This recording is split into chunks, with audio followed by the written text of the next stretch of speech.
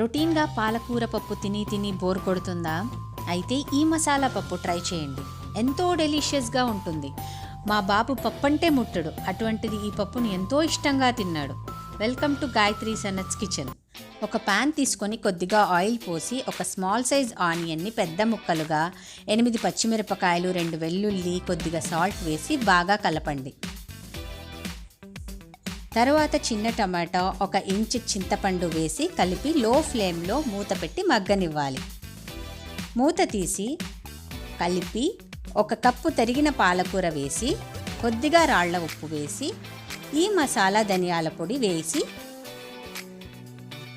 లో ఫ్లేమ్లో మూత పెట్టి మగ్గనివ్వాలి. ఇప్పుడు ధనియాల పొడి ఎలా చేయాలో చూద్దాం. ఒక ప్యాన్లో 50 గ్రామ్స్ ధనియాలు, 15 లవంగాలు, 1.5 ఇంచు దాల్చిన చెక్క, 9 యాలకులు వేసి మంచి అరోమా వచ్చేంత వరకు లో ఫ్లేమ్లో వేయించాలి. జీలకర్ర వేసి స్టవ్ ఆఫ్ చేసి 2 వెల్లుల్లి వేసి చల్లారిన తర్వాత పౌడర్ చేసుకోవాలి. ఇప్పుడు మూత తీసి కలిపి కొద్దిగా నీళ్లు పోసి పసుపు వేసి కలిపి మూత పెట్టి మగ్గనివ్వాలి. మూత తీసి కలిపి ఉడకబెట్టిన కందిపప్పును వేసి కలిపి 5 మినిట్స్ మగ్గనిద్దాం.